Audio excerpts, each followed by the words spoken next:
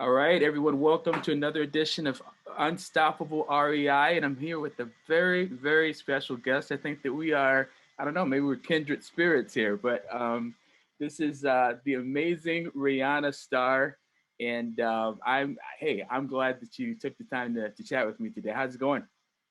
Really good. I do think there's a simpatico because we both have the same names I for our know. groups. We both came up with the Unstoppable Real Estate Investor, It's crazy. and we're in this Facebook admin networking group. Patrick Capez introduced us, Right. and when we saw each other's group names on the list, we're like, "Wow, we got to talk." I know. So it's destiny. So Yeah. So anyway, so let's just jump right in. Why don't you just tell me your story? I mean, tell me your 30-second, your whatever, 5-minute elevator pitch. You know what's funny is Yeah. I'm used to doing the interviewing, and I Okay. just got off of an interview with Did you Bryce really? McKinley. Have you met him yet? Who now? Bryce McKinley. No, I He's haven't. in the Facebook admin Okay. networking group. Yeah. Definitely want to connect with him. Okay, I definitely will. A freaking superstar Okay. Right. wholesaler, incredible entrepreneur. So it's really weird to shift gears and be the I person understand. interviewed. Sure. So I'll take it easy on you. Yeah. So to start with, I Yeah. grew up in real estate, but more on the retail side of things. My mom was a very successful real estate broker. And at one point while I was in college, I started working for her, and I just had a knack for it. And before you knew it, we were leaving Century 21 and starting our own brokerage. And when I was growing up, she was investing in rental properties, a little bit of rehabbing, but that wasn't the main thing. It was rental properties and retail properties. And then, I graduated from college with a bachelor's degree in psychology with the intention of becoming a psychologist. Wow. Okay. And everyone, including my mom, were like, "Aren't you get your real estate license? You're like so good at this." And I said, "No, it's not what I want to do." And then I took a little time off, and then got into science of mind, new thought movement in religious science, which is similar to Christian science and divine science and unity. Sure. And thought I was going to be a minister. Wow. Okay. And then this was back when coaching was in its infancy. Sure. I hired a coach, and I realized, oh, coaching's what I've been looking for. And the reason for that was, as a psychologist, and I have a dear friend who's a housemate, actually, who's a very successful psychologist, transpersonal psychologist, I always knew I wanted to help people. Sure. And support people's success, help them overcome whatever it is that's stopping them or getting them stuck, and then helping them succeed. Okay. And what the clarity was for me as I considered these three options is, as a psychologist, you're dealing with helping people heal the past. Okay. And I wasn't interested in that. I didn't want to get bogged down in the past. Sure. And I knew I wasn't going to be patient enough for that. Okay. To help people struggle through their stuff for years and years. No. Yeah. And then as a minister, a religious science minister, it's about, now this is getting closer, it's change your thinking, change your life. And it's praying for people and guiding them and stuff, and helping them see the possibility of, if you change your thinking, you can change your life. But I didn't want the responsibility of a church. Gotcha. And I back then, and this was over 20 years ago, I also doubted whether I could do that. Would people follow me? Or did I want my work to be only spiritual? And I realized, no, I wanted more than that. And so when I got introduced to coaching, which was within a few years of getting the degree in psychology, becoming a licensed religious science spiritual counselor, then one of my teachers there was a marriage and family counselor and also a coach. Okay. And this was before ICF, the International Coaching Federation, was even officially kind of the watchdog of the industry. Sure. And so I said, I want you to train me how to be a coach. And because of me, she developed a national coaching certification program for therapists, healers, teachers, human HR people who had skills helping people, where adding the coaching skill would enhance what they were already doing. And I went, that's for me. Coaching is for me. And that was over 21 years ago. Wow. And what happened is I've coached artists and entrepreneurs, and my niches, my vertical markets are women entrepreneurs and real estate investors. But all these real estate people just kept gravitating towards me. Okay. I've coached agents, loan officers, VPs of marketing, owners of brokerages and stuff. And so the real estate just kept stalking me throughout my life. Okay. And then just, it was more of it's been more of a side hustle for me that came along for the ride with the coaching. Gotcha. And then I've started up several businesses of my own. I was a district sales manager in an insurance company and built up $1 million business there. And then invested in a leadership program that kind of took me off that path. And just by accident, started a hobby that became a business and built that to 6 figures. And it was Doggy Diva Pet Care. It was the weirdest thing. I wasn't intending to build a business. And within 2 years, I was at 6 figures and had 10 people working for me. Okay. And I've also was able to grow my own coaching business in 6 weeks. I hired a different coach and just got on the phone and started offering coaching for people back in the early days of coaching. And within 6 weeks, I had a full coaching practice. Wow. And then along the way, you just live life. I moved down to Mexico for a few years because I had followed international living and knew at some point in my life, I wanted to live in a Latin country and learn to speak Spanish. And I thought I'd be down by the Panama Canal between South and Central America, that maybe it would be Panama City or it would be Costa Rica or Nicaragua or something like that. And I found out when I moved from Tucson back to San Diego, where I was from, that some friends of mine had moved down to Baja in Mexico, just 45 minutes south of the border of San Diego. Okay. And I came to visit them. I started doing some copyright work for them. And within 4 months, I moved down to Mexico and lived there for 4 years. Wow. And I wanted to move back to the States because it was more of a retirement kind of environment. And I still had a lot of life left in me and goals I wanted to achieve. So about just shy of 3 years ago, I was started to make plans of moving back to the United States because I wanted to invest in real estate again. Okay. And I thought I was going to do that in Mexico, but I didn't feel comfortable with their system. I had watched a few friends of mine down there that were real estate investors that had invested in real estate. Some of them did well. Airbnb was very popular there. Sure. But others had designed homes and had them built from scratch. And it always ended up being, it took twice as long and cost twice as much. And just the way they do real estate there, the bureaucracy of it, I just went, no, no. Maybe later in life when I'm ready to retire, I'll buy something down here cash. But so I wanted to move back to the States to invest in real estate. And I knew I didn't want to be in California anymore. Okay. So I started researching, and it was just this synchronistic journey that somehow I ended up in Asheville, North Carolina, in the Blue Ridge Mountains, living happily ever after in my happily ever after place, absolutely loving it. And I'll say the reason for my happiness is trees. There's lots of trees here. Okay. So in that journey, Fortune Builders, one of their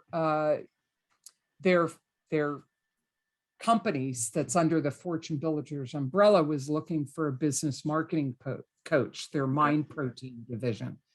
And I wasn't really looking for a job. It was something with LinkedIn, and I got notified that I fit the qualifications, and they were interested. And so I went for an interview, and in 3 days I was hired and I started working. I thought, well, this will be fun. And I was still living in Mexico. Yeah. And then about a year and a half into that, I realized it's not the internet marketing, although I enjoyed that because I learned a lot and I helped a lot of people.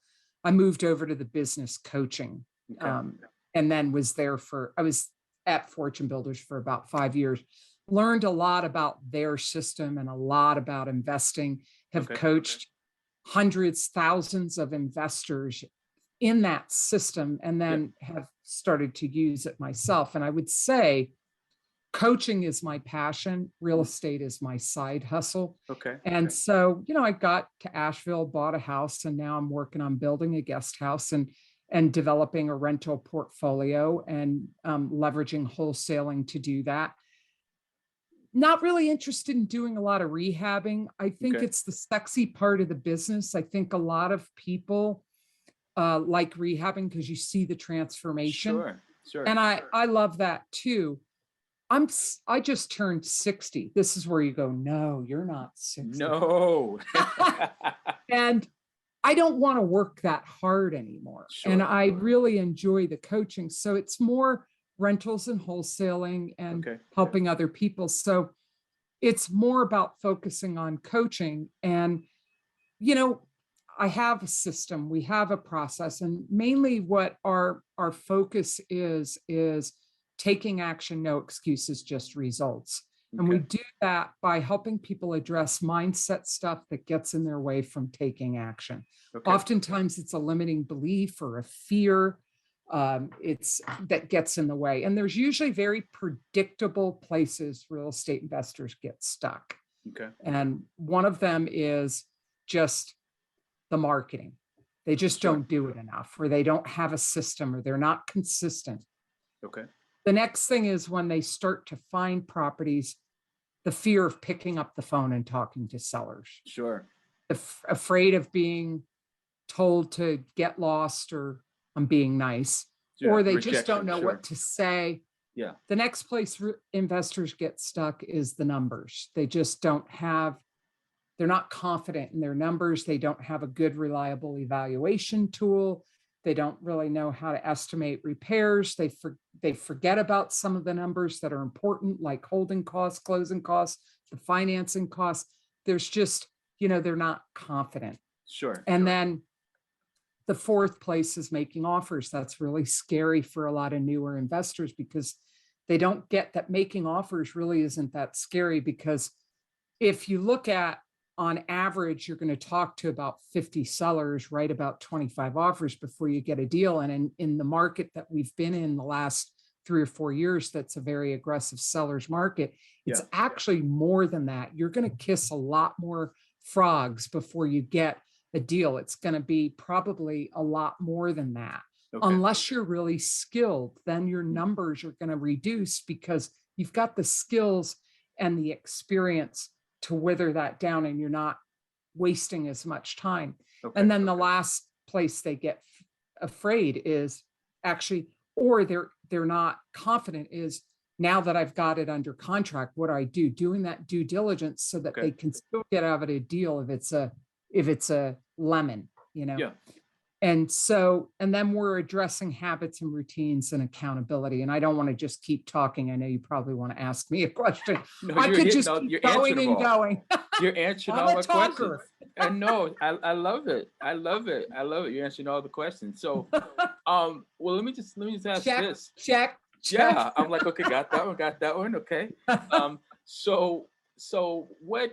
I just lost my train of thought. So, what do you think how do you define the word unstoppable? Because here's where, and I sort of I'll share mine if you share yours. Yeah. Well, so mine is basically this, that, after really 29 years in the business, the marketing and the real estate side of it, I just noticed, well, after doing some research, I noticed that if you Google the term real estate investor failure rate, you see that 95%, and that's a big I know. number, right?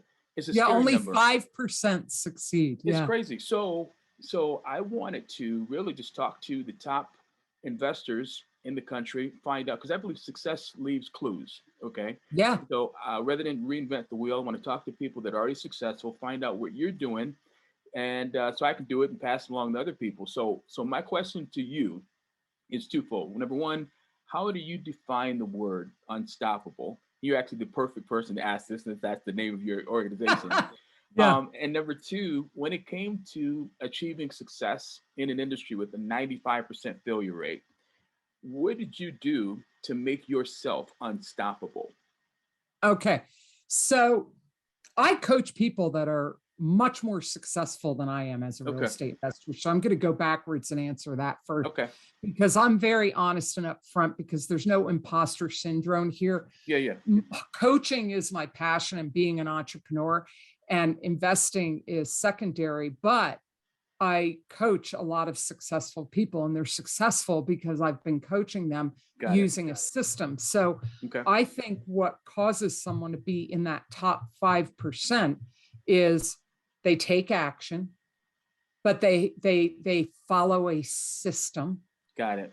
and they bounce back quickly from failure, and they make a commitment never to give up. Now, those are the soft skills, Yeah. but the hard skills are follow a system, either watching videos on YouTube or investing in a program like Fortune Builders or Pace Morby, Yeah. but or reading books and studying and figuring it out on your own. Is you need a system, Okay. you need to take action, you need to be resilient, and get that this is a problem-solving business and a relationship business. Okay. No one succeeds alone in this business, and you do need help. So, and be willing to fail forward. I have this saying that fear, failure, and frustration are part of the process. Okay. Makes And sense. so if you bounce back quickly and make a commitment never to quit, it means that you're going to keep learning and failing forward.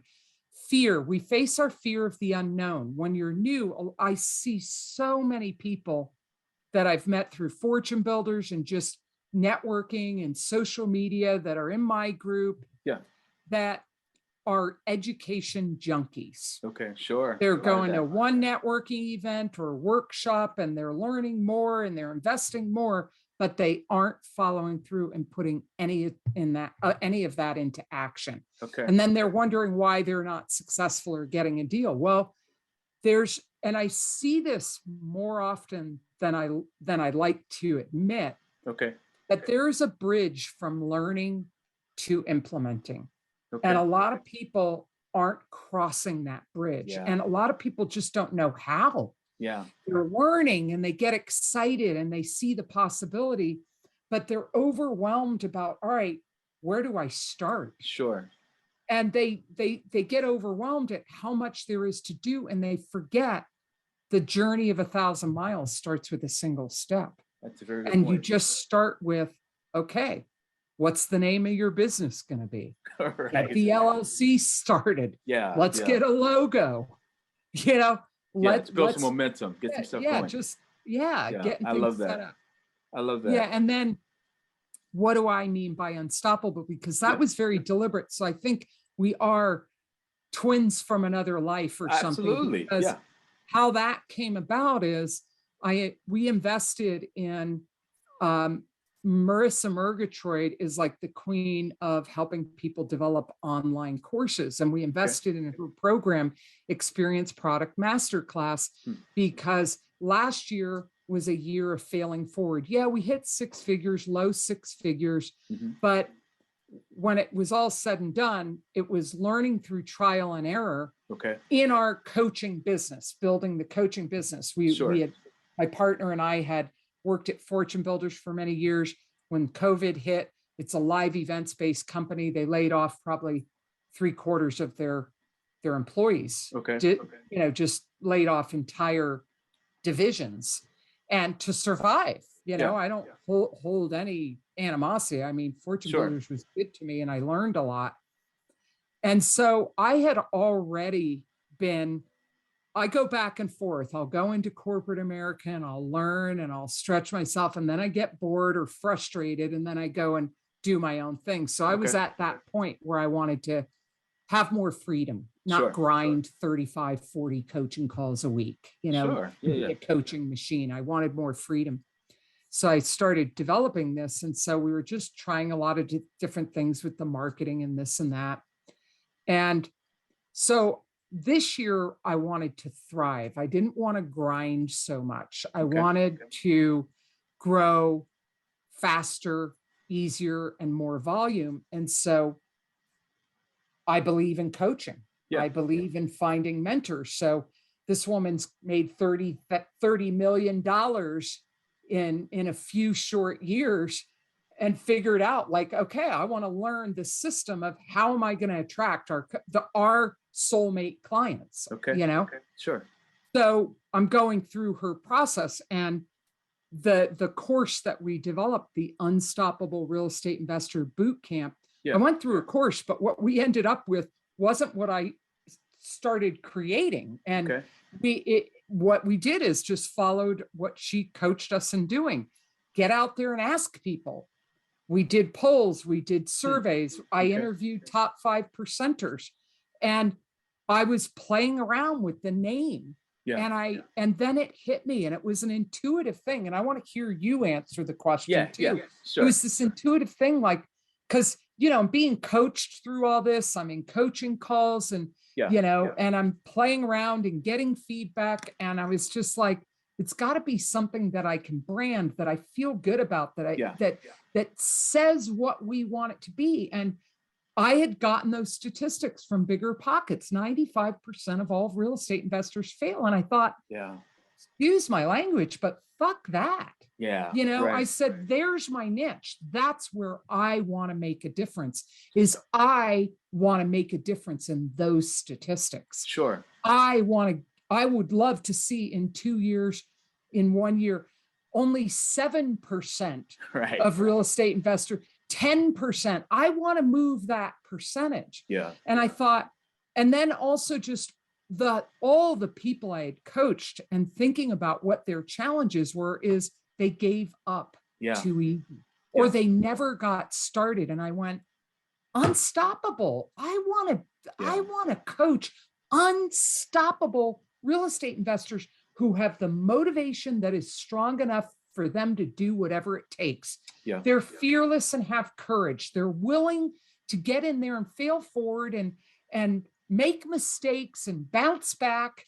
I mean, this guy I interviewed, Bryce McKinley, you definitely want to interview him. I definitely will. Yeah. Before us, is the epitome of that.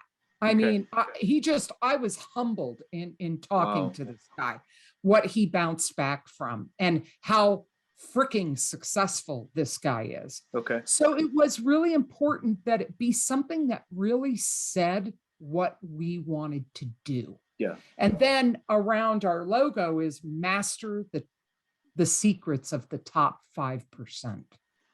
And we created a boot camp that was about taking action because, and I make it clear in our landing page and the video and the stuff we talk about is, you don't need more information. Yeah. You do not need more information. You need to take action. Yeah. And what I would say to reduce overwhelm is learn a little bit and put it into action. Okay. Then learn a little more and put that into action. Right. So, we're all about take action, no excuses, just results. And my partner considers me the queen of accountability because I'm very direct. I've got a strong personality. I use that in my coaching. People know I care about them and love them, but I will crack the whip. It's just like, because it's hard for us, even me. I mean, I don't have all the answers, and I'm my own client. Yeah. It comes down to having an unstoppable mindset and developing habits and routines that become automatic, and then having support and encouragement along the way to develop those habits and routines and that mindset without giving up, because it's hard to do that by yourself. Yeah, We need people. Yeah, We need people to support us. Sure. I cringe whenever I'm coaching someone that's like, well, my wife's not really supportive. It's like, wow, you're swimming upstream without a paddle on that one. That's tough. That's tough. You know what? I can see, number one, we're going to have to do a part 3, 4, 5 here, I think. And break things down. But here's the thing. So I'll answer the question quick. And what's unstoppable mean to you? So to me, and it's really interesting because I feel like we are connected in a lot of ways more than what we are realizing. Number one, there's a stat that two stats. The one was about the 95% failure rate, but the other is that this University of Scranton did a study and found that 92% of people that set goals never achieve them. Only 8% so do. It's similar to real estate exactly. investing. But here's the key thing. You hit it on the head. And it's like you're reading my sales letter. Number one, well, the reason is because they don't take action, number one, and because they have no accountability. That's really the bottom line. Right. So to me, and I got to talk to Bryce because I've been shot out of the sky a lot. Okay. Be ready to be blown away. And the guy is so humble for how extraordinary he is. Oh yeah. And he's super generous. I will. Yeah. He's incredible. But my point was just that, I wanted to, one of my goals is I just want to live the kind of life that shows what you can do if you never give up. And that's I took a long time trying to think, what do I want to do? Do I want to have $1 bazillion? I want to do this one. No. I just want to never give up and show people the benefit of that. And I've had the word unstoppable every year, me and my family, my wife and I, I've got 4 kids, and we figure out what's our word for the year. So we have these words. And my mom does that every year at New Year's. She picks like a word or a quality that's going to be the theme for that year. Right. Kind of like that. Same thing, yeah. And so every year, for as long as I can remember, the word has been unstoppable for me. That's been my word. And I've got it on T-shirts, and I just, and when I, came up with the idea for the podcast, especially after seeing those stats, I was like, you know what, I want to talk to people who are unstoppable, and I want to be around it because it's contagious. I think it's contagious. And I want to transfer that to the people. I mean, I'm a big Tony Robbins fan. It's interesting that you were probably one of the people that developed the whole coaching, industry before he even got started. But anyway, one of the things he says about the whole idea of success leaving clues. And so I thought, you know what? Okay, that's what I want to do. So in order to be unstoppable, and I love that. The bottom line is don't ever give up. Just refuse to give up. And the other thing I tried bounce back quickly, because what happens, I've noticed, if you don't mind me interjecting. No, absolutely. You want to finish your thought. I have a terrible habit of interrupting. No problem. I'm working on it. Because I get excited and it's exciting. Sure. We are simpatico. We've got to go off camera and just chit chat away. And we will. We are kindred spirits. And we absolutely. Will. Yeah. And help each other out. But because when you approached me in Messenger and said, hey, we're in this group, and it's all through this wonderful man, Patrick Ypes, who's brought all these real estate investor Facebook group admins together, and he's introduced us. When you approached me, what you wrote in your message to me, I was like, oh my God, this guy's using my words. Like, oh my God, he's saying to me what I say to people. I know. I just thought this is like meant to be. I know. But the bounce back part, and I had started to write a book a few years ago after I had gone through a very difficult period where I was betrayed in my business when I was vulnerable and I was selling the business, and people that had worked for me were kind of like a Trojan horse in it and stealing it out from under me instead of buying it. And it was devastating. When I found out what was happening, I was shocked, and it really impacted me. It literally devastated me. And I had to bounce back. And what I realized is, from that experience, I would be on the phone with my mom, just like trying to figure out why it happened. Okay. Now that's not That's not a productive way to figure out how to solve a problem. Why? Why did this happen is a Yeah. victim mentality. It's a victim, but I was trying to make sense of it. And Okay. then while I was journaling through that, I developed a sequence of questions that I share with coaching clients for turning adversity into something very valuable. So you Wow. get value out of every experience. And I call, and they're not, I call why questions victim questions Okay. in this regard. Yeah. But they were questions that could get me somewhere. And one of them was, what can I learn from this so this never happens again? Wow. How That's can I go powerful. back? And what it would do is it had me back up steps and rewind and go through back to, what did I miss Okay. that I won't miss next time? The signs were there with a couple of the people involved, but I wanted to believe in the best of them. So Yeah, I yeah, was yeah. ignoring the signs of betrayal. Sure. So when I say bounce back quickly, I have, like, I'm a passionate person. I'm emotional. I mean, I'm typically a cheerful person, so I'm not emotional. I'm not moody, Okay. but I'm emotional. I speak with a lot of emotion. I feel deeply. And what I mean by bouncing back quickly and never giving up, why it's important to have both of those is you can waste a lot of time as an entrepreneur and a real estate investor Yeah. licking your wounds. Oh, sure. And if you do that, that's a lot of time and energy wasted in something that is not productive. I'm not saying don't feel the grief of the Yeah. failure. I'm saying feel it, but transmute that energy that's going into feeling bad and grieving or feeling like a victim. Get off your ass right away and Yeah. rechannel that emotional energy into, what's next? How do I bounce back from this? How do I solve this problem? What do I need to do differently? Yeah. These are questions that empower you, that get you back up and brushing yourself off and moving on. So yeah, Yeah. don't quit, but bounce back quickly so you're not wasting years. That's why I do think education's important. Sure. Investing in a program like Pace Morby or Fortune Builders, or learning from books, or, the Yeah. grandpa Carlton Sheets, or Sure. from videos.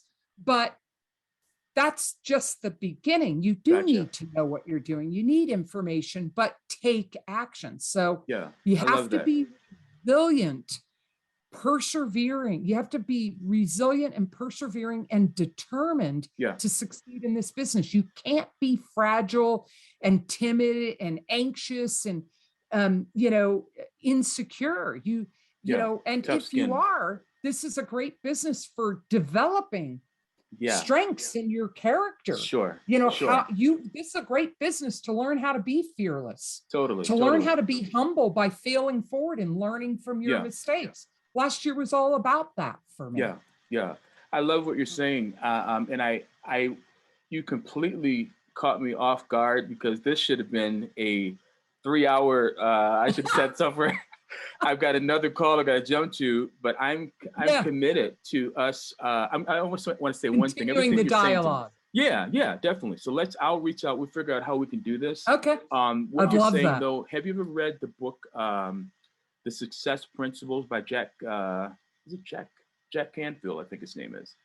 I think I have it on my bookshelf and have not read it yet. Okay. And Well, now I will. Here's the one thing I'll say about that. Yeah. It's just that he talks about one of the main principles is taking responsibility.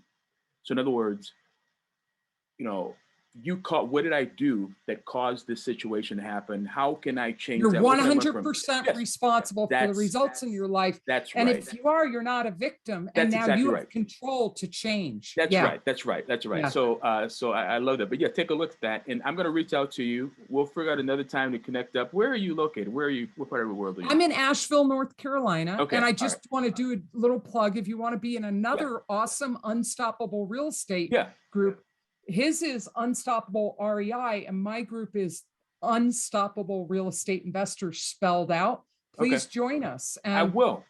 we do a 10-week boot camp, and I'd love for you to be posting in there, like your podcast, what you're doing. Yeah. Feel free to put your interviews in my group too. We don't have to compete. We can join forces. Yeah, we can complement. That's right. Well, we'll do that. Yeah. And so again, thanks for your time, Rihanna. I love pleasure. It. And we'll talk to you real soon, okay? Look forward to it. Okay, take care. Bye, Rufus. Bye now.